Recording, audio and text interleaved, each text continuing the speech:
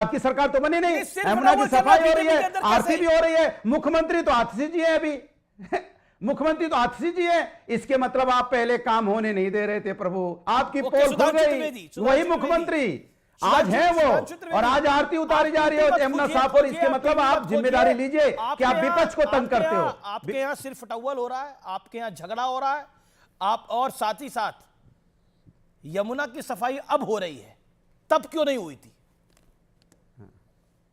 हाँ, वो भी बता रहा हूं। देखिए, पहली बात, कुलदीप जी ने और भदौरिया जी ने लश्कर भी तुम्हारा, सरदार भी तुम्हारा, जरा मैं दर्शकों से कहूंगा जरा जाके चेक करिए ये कविता किसने लिखी थी और कब लिखी थी, किस वर्ष में लिखी थी, किसकी सरकारें थी, किनके लिए लिखी गई थी। साहब बोलते समय भूल जाते हैं साहब, ये किसका दर्द था जो इन लाइनों में छलका था, जिसे आप आकर, वो आप ही लोगों का दौर हुकूमत था। अब दूसरी बात मैं बताना चाहता हूं, देखिए साहब, यमुना की सफाई के लिए जो लोग बाधा बनकर खड़े हुए थे, क्योंकि अब आज सरकार है परंतु वो नाम मात्र की निष्प्राण सरकार रह गई है, तो प्रतिरोध की शक्ति समाप्त हो गई है। इसीलिए देखिए, जब हम सत्ता में आते हैं, जहां लंबे समय सत्ता में रहे, तो आप देखिए साबरमती रिवर फ्रंट बना था कि नहीं। गुजरात एकमात्र राज्य था जहां भूजल का स्तर ऊपर गया। आपने देखा गंगा जमुना के संगम पर सफाई हुई कि नहीं, आज से 3 साल पहले बना है। हाँ, और आपके वहां से ज्यादा है, लखनऊ का नाम नहीं ले पा रहे। वाह सुधांशु जी, लखनऊ से आते हैं तो लखनऊ मेरी बात तो सुनिए साहब, लखनऊ के रिवर फ्रंट में, लखनऊ से आते हैं, लखनऊ रिवर फ्रंट का नाम लेना भूल गए। वाह वाह वाह, इतना चश्मा पहन लिया है कि अपने ही शहर को भूल गए। ठीक है, एक सेकंड को बोलने दीजिए।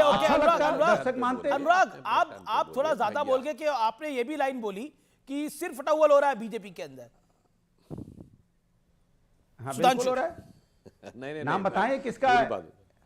हम बता देते। नहीं, वो बिल्कुल बता रहा हूं। देखिए, पहली बात हम ये कहना चाहेंगे, हमने जहां पे किया वहां नदियों की व्यवस्था को भी सुधारा है, चाहे साबरमती हो, नर्मदा हो, गंगा को जिस ढंग से हम लोगों ने बेहतर किया है। याद करिए प्रियंका गांधी जो 3 साल पहले वाराणसी से और प्रयागराज तक गई थी स्टीमर से, गंगा साफ हो गई। अगर उसमें गंदगी दिखी होती तो सोशल मीडिया पे चेप दिए होते ना, नहीं सोशल मीडिया पे चेप दिए होते अगर कोई गंदगी दिखती। ये इस बात का प्रमाण, इसलिए आश्वस्त रहिए। अब जमुना में भी आप 5 साल का वक्त दीजिएगा, बिल्कुल साफ साफ दिखाई पड़ेगा, जमुना साफ हो गई। परंतु जो आप लोग कहने का प्रयास करते हैं, अरे भैया मैं तो कह रहा हूं ना, आज आप देखिएगा, अभी अगर यमुना और गंगा साफ नहीं है तो योगी जी तो कह के डुबकी लगा के जा रहे हैं संगम में पूरी कैबिनेट के साथ। अब बताइए केजरीवाल जी काहे नहीं लगा पाए, ये तो समझ में आता है ना भैया। और रही बात इसकी, और जो लोग आज सर अपने टर्न पे, क्या तरीका है भाई अमीश जी, हर चीज में बीच में बोलने लगते हैं, हर बात में बीच में बोलना शुरू कर दिया, दर्शकों को समझ में आ जाता। अब मैं बताना चाहता हूं, जो लोग आम आदमी पार्टी को करना था, आपने टोटी का मामला ले आया बीच में, आप भी तो इनको बीच में ले आए। कुछ कहीं पर चोरी होता है, आप टोटी को बीच में ले आते हैं। नहीं लाए वो तो नहीं, वो कैसा होता है, कुछ चीजें किसी चीज की प्रतीक बन जाती हैं। तो जैसे टोटी किसी चीज की प्रतीक बन, जैसे लाल टोपी इनकी प्रतीक है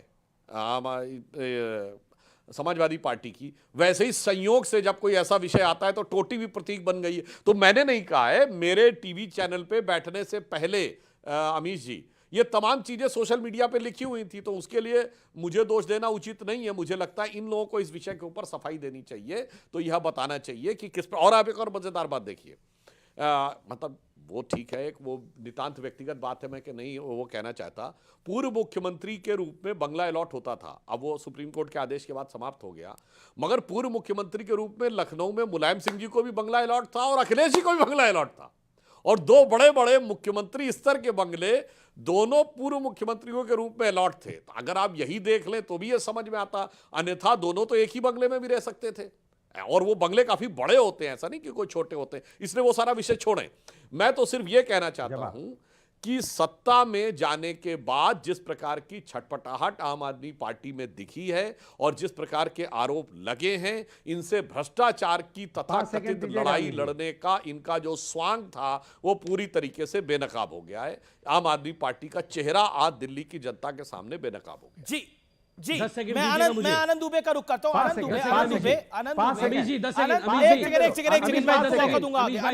दुबे ऑन स्क्रीन। आनंद दुबे बिल्कुल आपको आगे मौका दूंगा। अभी तक एक बार भी नहीं बोले।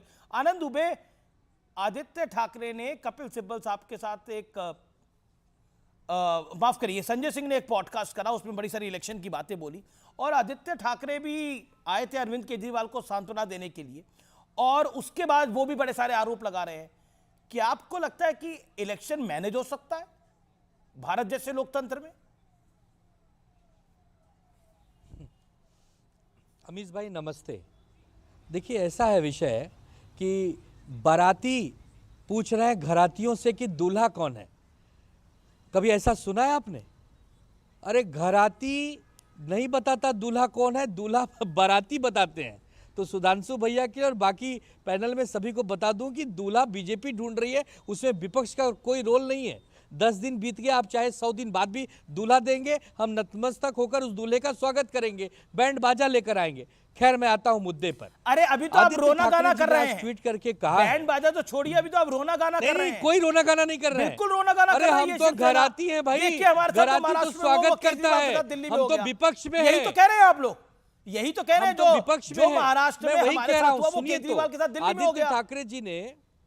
आदित्य ठाकरे जी ने एक बहुत अच्छा ट्वीट किया है। उस ट्वीट में साफ उन्होंने स्पष्ट कहा है कि एलजी साहब आज यमुना के पास पहुंचे हैं और सफाई का जायजा ले रहे हैं। वाह एलजी साहब वाह, आप एलजी साहब हैं दिल्ली के।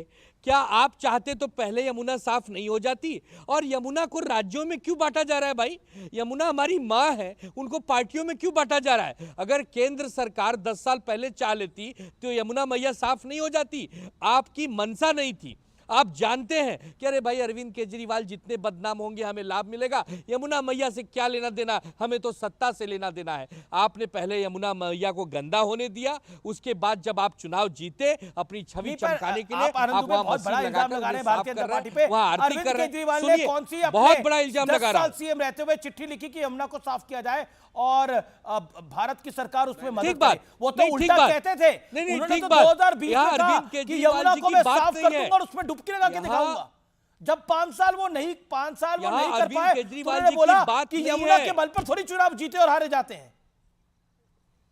यहां अरविंद केजरीवाल जी की बात नहीं है, आप बात है भारत के यशस्वी प्रधानमंत्री जी, गृह मंत्री जी, रोना गाना अरविंद केजरीवाल के लिए कर रहे हैं, नए दूल्हे के मनसा पर। कांग्रेस को सांत्वना देने के लिए नहीं, हम रोना गाना लोकतंत्र के लिए कर रहे हैं। 0 सीटें आई हैं, हम लोकतंत्र के लिए रोना गाना कर रहे हैं। हमारे महाराष्ट्र में, आदित्य जी, हमारे महाराष्ट्र में सबूत के लिए गांव है मार्कड़वाड़ी, वहां पर 2000 मतदाता हैं, वहां पर वोटिंग होती है, जीते हुए विधायक के समर्थन में केवल 500, जबकि होनी चाहिए थी 1000। पूरा का पूरा गांव सड़कों पर आ गया। गांव कह रहा है कि हम चुनाव आयोग के इस फैसले को नहीं मानते, हम अभी जिंदा है, हम अभी जीते जागते हैं। उसके लिए नहीं, व्हाट्सएप खबरें, व्हाट्सएप बात को नहीं, आप अगर जनता की बातों को अननेसेसरी कहेंगे, आप लोकतंत्र की बातों को अगर अननेसेसरी कहेंगे तो दुर्भाग्यपूर्ण है। मैं दुर्भाग्यपूर्ण नहीं कह रहा, मैं कह रहा हूं कि हम चौथा स्तंभ वो है, फैक्ट लोग उस पर तो जेन्युइन है। कैसे करेंगे?